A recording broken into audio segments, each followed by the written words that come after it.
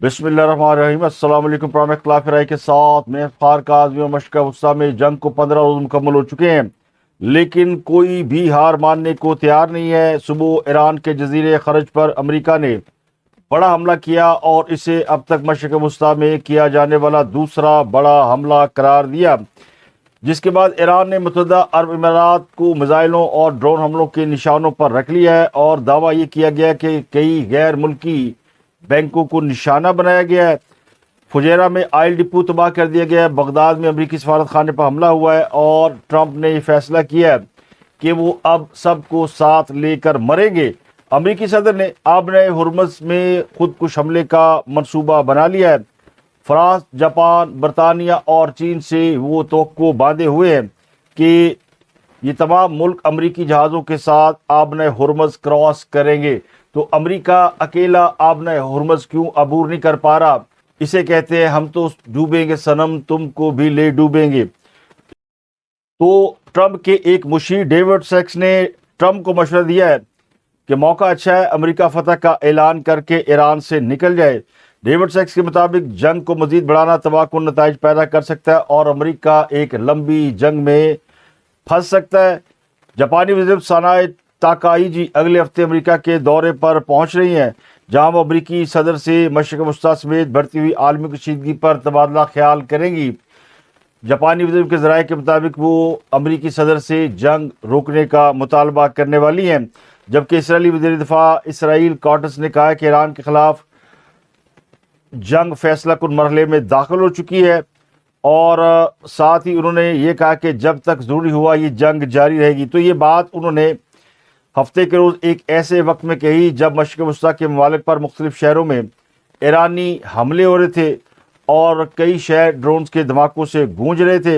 इन हमलों में इराक की दारुल-हुकूमत बगदाद में अमरीकी सफारत खाने पर किए जाने वाला एक खौफनाक हमला था, जिसके अलावा खलीजी रियासत मुत्तहिदा अरब अमीरात की एक रियासत फुजैरा में तेल की एक बड़ी तनसीब गाह पर किया जाने वाला बड़ा हमला भी शामिल है। इसकी तफसीलात आपको अगले चंद लम्हों में बताते हैं, लेकिन उससे पहले एक बड़ी हैरान कुन सूरत हाल उस वक्त पैदा हुई है जब हमास, जिस पर आलमी दहशतगर्द होने का लेबल लगा रखा है और किसी और ने नहीं, अमेरिका और इसराइल ने लगा रखा है, उन्होंने ईरानी हुकूमत से मुतालबा किया कि वो अमेरिका और इसराइल के खिलाफ अपनी जंग में खलीज फारस के हमसाया ममालिक को हदफ बनाने से बाज रहे। तो हमास की जानब से ईरान को वार्निंग को बड़े मानी खेज नज़रों से देखा जा रहा है, क्योंकि हमास को ईरान की भरपूर सपोर्ट हासिल है और इसे हमास का सरपरस्त तस्वर किया जाता है। तो क्या हमास भी सरेंडर करने के मूड में है? हथियार डालने की नौबत आ चुकी है। जबकि पासदार इनकलाब ईरान ने दावा किया कि उन्होंने ईरानी बैंकों पर हमला किया और खलीजी ममालिक में कई बैंकों को निशाना बनाया है। इससे कबल ईरान की फौजी क़यादत ने इमारात में अमरीकी अहदाफ को बनाने का इशारा दिया था।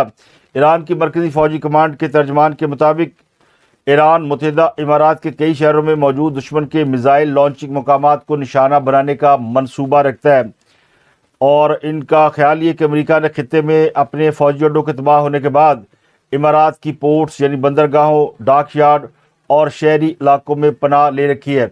इससे पहले बाकायदा एक बयान जारी किया गया है पासदार ने इनकलाब की जानब से और खातमुल अंबिया के नुमाइंदे, जो कि ईरान की फ़ौज की सेंट्रल कमांड है, जिसमें कहा गया कि ईरान ने हालिया कशीदगी और हमलों के बाद अब अपनी हिकमत अमली बदल दी है। ईरानी फ़ौज का कहना है कि जाहिर है अमरीकी फ़ौज ने खित्ते में अपने तबाहशुदा अड्डों के बदले ईरानी जजीरे अबू मूसा और जजीरा खार्ज की बंदरगाहों, गोदियों और शहरी पनाहगाहों के ऊपर मिसाइल बरसाए हैं और B-2 बम्बार तैयारों से उसके ऊपर हमले किए हैं। तो अब ईरान के पास जो दिफाई हक है वो ये कि उन जगहों को निशाना बनाए जहां पर अमरीकी मौजूद है, खासकर मिडल ईस्ट के अंदर।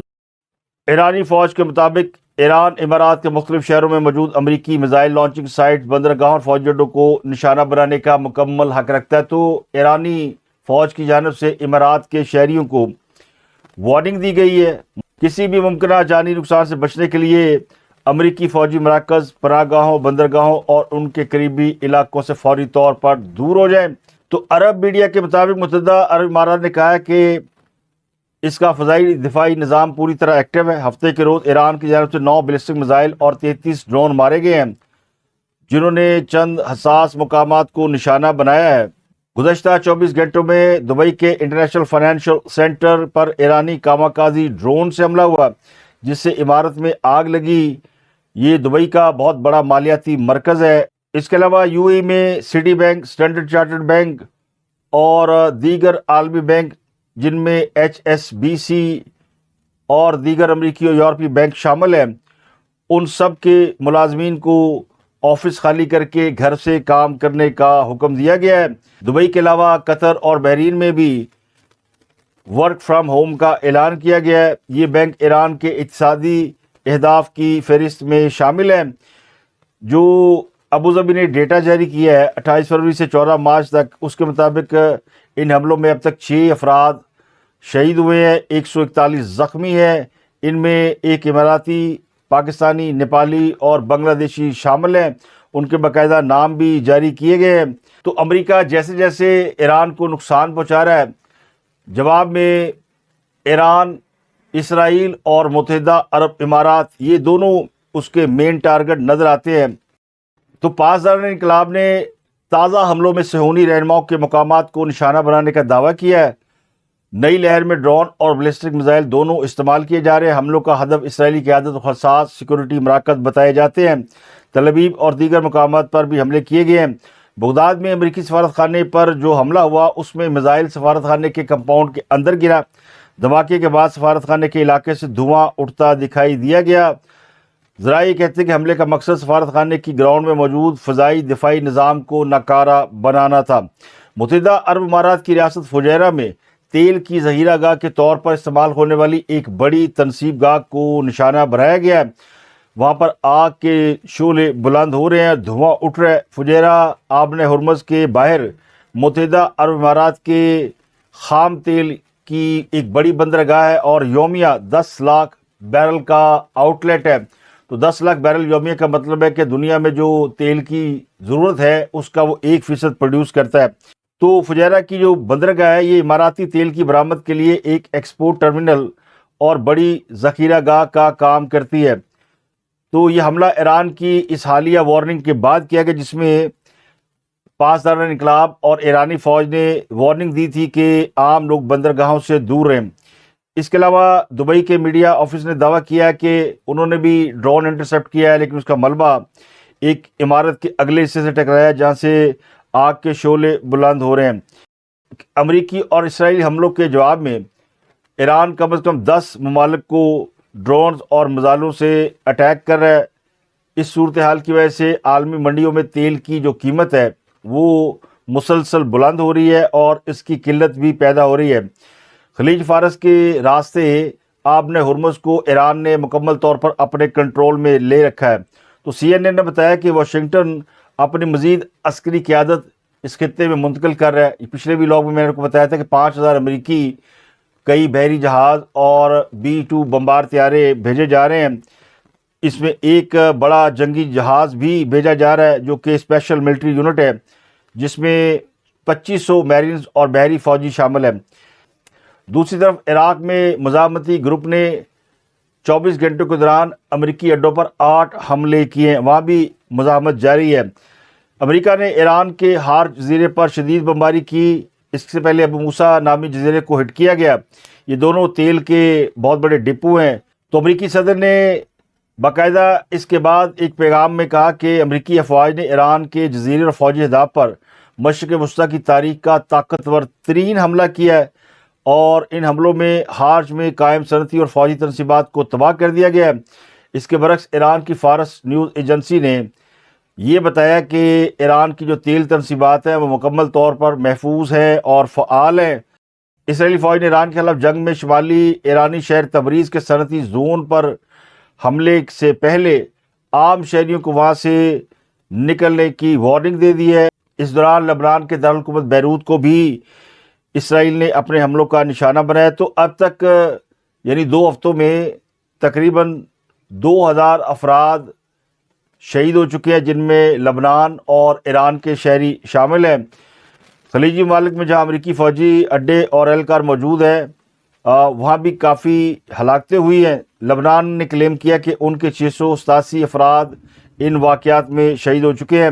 عراق میں بھی کم از کم 30 افراد حملوں میں شہید ہوئے ہیں، جن میں زیادہ تر ایران نواز شیعہ ملیشیا پاپولر موبلائزیشن فورسز کے ارکان تھے، اور عراقی بندرگاہ کے قریب تیل بردار جہازوں پر حملے میں ایک غیر ملکی عملے کا رکن بھی مارا گیا ہے۔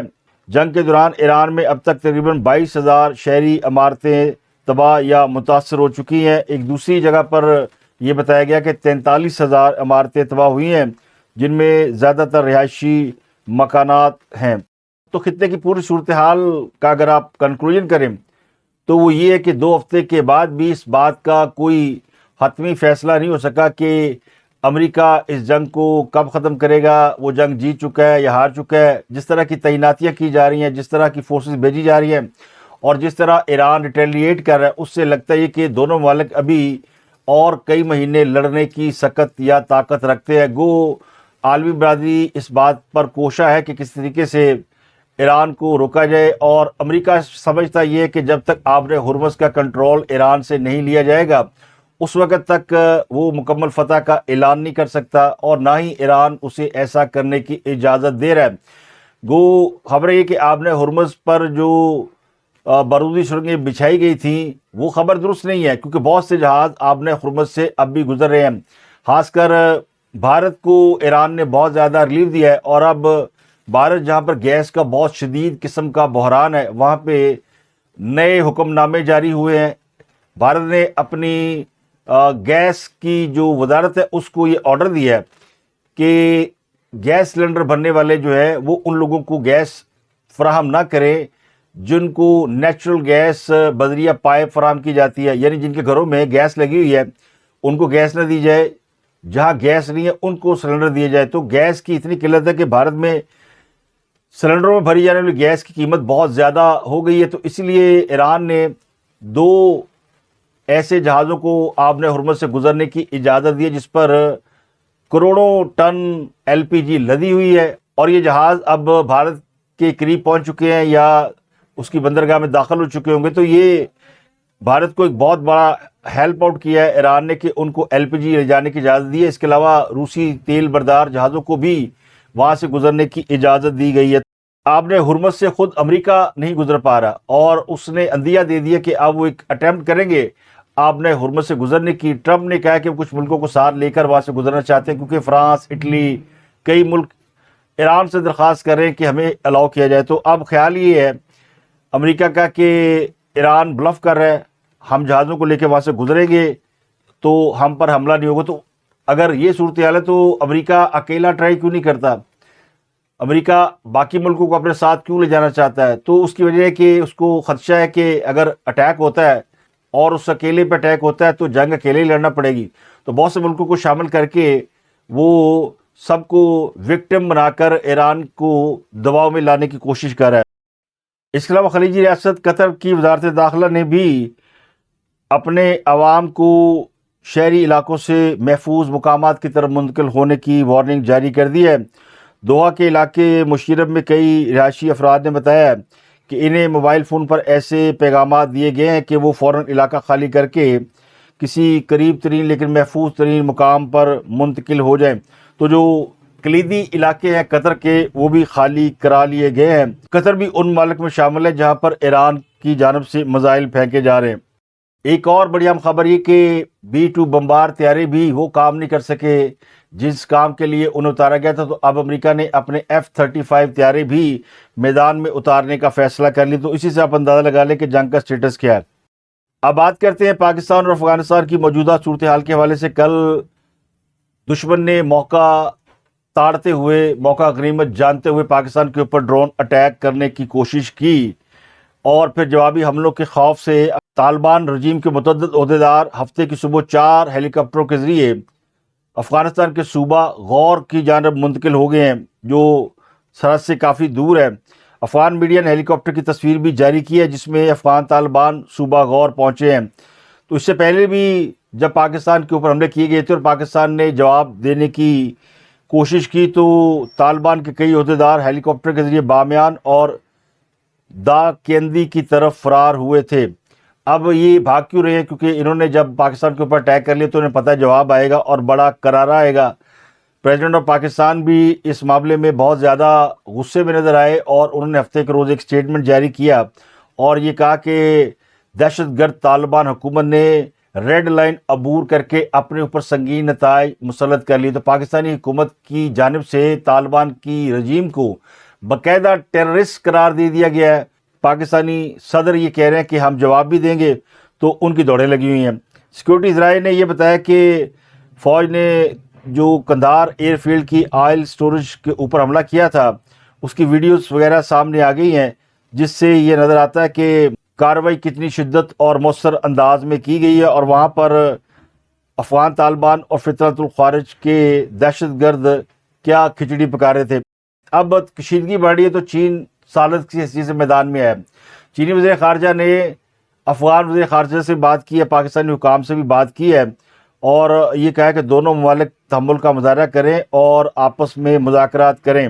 تو چین پاکستان اور افغانستان میں ثالث کی حیثیت سے دونوں ممالک کے مذاکرات کرانے کی کوشش کر رہا ہے، اور ذرائع کہتے ہیں کہ یہ افغان حکام کی جانب سے چینی حکام کو درخواست کی گئی ہے کہ وہ پاکستان کو ان کے اوپر ایک بڑے حملے سے روکے، جس کے بعد چین کی وزارت خارجہ حرکت میں آئی ہے اور وزیر خارجہ نے دونوں ملکوں سے رابطے کیے ہیں۔ لیکن پاکستان کے سیکورٹی ذرائع نے اور حکومتی ذرائع نے یہ دعویٰ کیا کہ انہوں نے چینی حکام کو بڑی نرمی سے محبت سے بتا دیا ہے کہ گل بد گئی ہے، اب یہ نہیں ہو سکتا، ایک مرتبہ افغانستان کو اور ٹھیک طریقے سے جواب دے لیں، اس کے بعد مذاکرات پر غور کیا جائے گا۔ لیکن بہرحال اسلام آباد کے اندر بڑی ایکٹیویٹی ہے اور چین کی جو انٹرونشن ہے اس کو دیکھا جا رہا ہے، کیونکہ چین پاکستان کا دوست ہے اور اس کی درخواست رد کرنا اتنا آسان نہیں ہوتا۔ اس کے علاوہ متحدہ عرب امارات میں حملوں کے بعد معلومات ویڈیو شیئر کرنے پر پابندی لگا دی گئی ہے، ہر چیز چیک ہو رہی ہے، کچھ ویلاگس بھی بلاک کر دیے گئے ہیں، یوٹیوب چینل بلاک کر دیے گئے ہیں، سوشل میڈیا سائٹس بلاک کر دی گئی ہیں۔ 45 لوگ وہاں پکڑے گئے ہیں، جن میں پاکستانی، نیپالی اور ایرانی، طوفانی سب شامل ہیں۔ سب کو گرفتار کیا جا رہا ہے، کیونکہ جس کے بھی واٹس ایپ پہ کوئی انفارمیشن ہوتی ہے یا کوئی تصویر کو لیتا ہے تو اس کو پکڑ لیا جاتا ہے۔ تو ان کی بھی تصویریں جاری کر دی گئی جن کو گرفتار کیا گیا ہے۔ اگلی خبر ہے کہ حکومت نے فیصلہ کیا کہ کفایت شہری سے بچنے والی رقم عوامی ریلیف پر خرچ کی جائے گی۔ وزیر اعظم کی زیر صدارت ایک اجلاس میں فیصلہ کیا گیا کہ سرکاری اور خود مختار اداروں کے ملازمین کی تنخواہوں سے 5 سے 30% کٹوتی ہوگی۔ کارپوریشن کے بورڈ میں شامل حکومتی نمائندے اب شرکت فیس نہیں لیں گے۔